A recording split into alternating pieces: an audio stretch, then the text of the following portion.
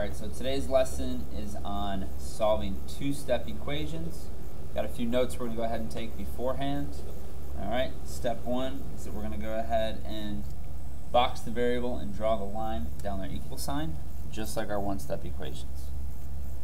Number two, we're going to follow the order of operations in reverse. What that means is that first we're going to get rid of the number that is not with the variable by adding or subtracting.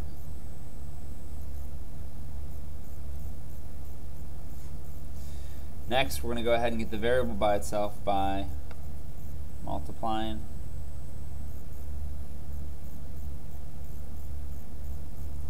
or dividing.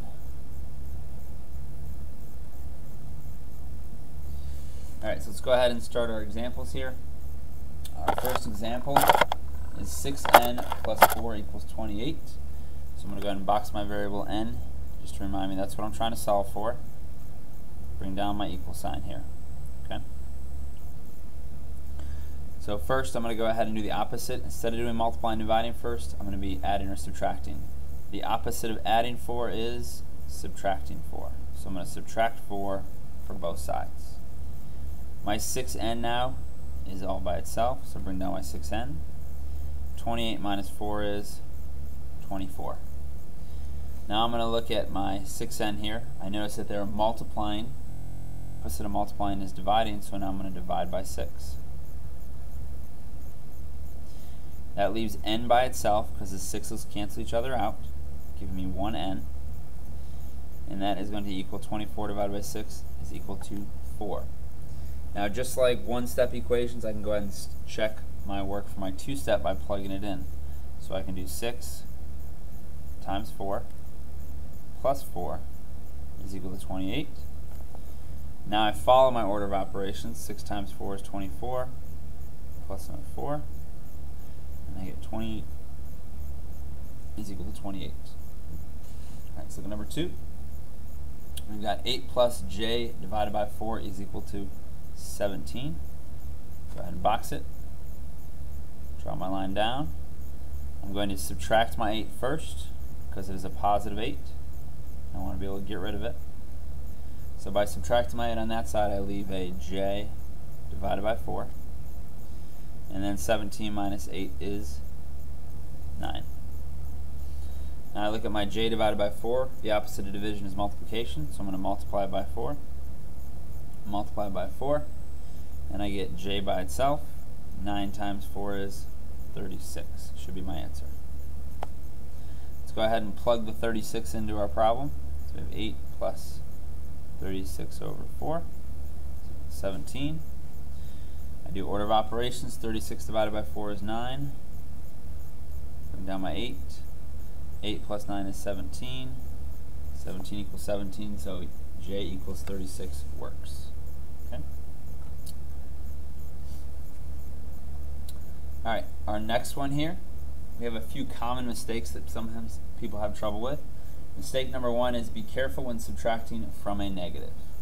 So we have our example problem here. Make sure we write this mistake down in your notes also. We have our 3h plus 5 is equal to negative 7. So same rules are going to apply here. Box my variable, draw my line down. I need to go ahead and get rid of the 5 first. Minus 5, minus 5. Okay. Bring down my 3h. Okay.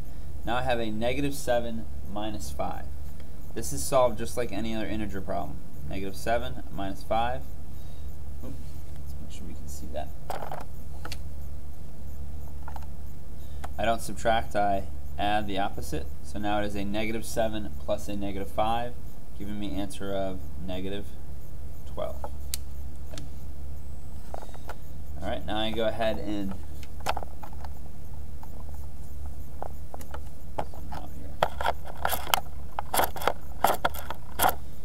I can go ahead and get the h by itself by dividing by 3. And I get an answer of h is equal to negative 4, because negative 12 divided by 3 is negative 4. Let's go ahead and plug that in just to make sure I'm correct. So I do 3 times negative 4 plus 5 is equal to negative 7. 3 times negative 4 is negative 12. Negative 12 plus 5 is negative 7. So negative 7 equals negative 7 works. Alright, mistake number 2. Be careful of negatives with your variable. Okay? So that includes, looks like on this problem right here, we're going to be subtracting the m divided by 7. But the same rules do apply. So I'm boxing my m, draw my line down the middle. Let's get rid of my 4 first. It's a positive 4, so I'm going to subtract by 4. Bring down this minus m over 7. And then 8 minus 4 is 4. Okay. Now we've had this discussion before in class. A negative symbol or a subtraction symbol outside can go with the m, with the 7, or right at that, fraction bar right there. I think it's easy to put it right at the right with the 7, because then I'm going to get rid of it. So I'm just going to scratch that out and put the negative by the 7. Okay, it all means the same thing. Now instead of dividing by negative 7, the opposite is going to be multiplying by negative 7. So I'm going to multiply both sides by negative 7 now. These negative 7's cancel each other out, leaving me with just m, and that is going to equal negative 28. Alright, let's go ahead and check to make sure it works. So we're going to do 4 minus, and we have negative 28 at the top, over 7 is equal to 8. Okay. So we go ahead and do our division first. And negative 28 divided by 7 is a negative 4. So I have 4 minus negative 4 is equal to 8. I'm going to add my opposite.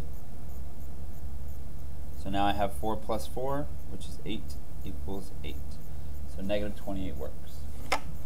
Alright, a few problems for you to go ahead and try. Remember the rules we just did, and make sure you follow each step. Take care of the number that is adding or subtracting first.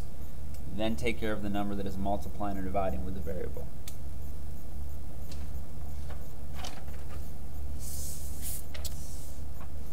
Alright, number 1, you should have got an answer of x is equal to negative 8.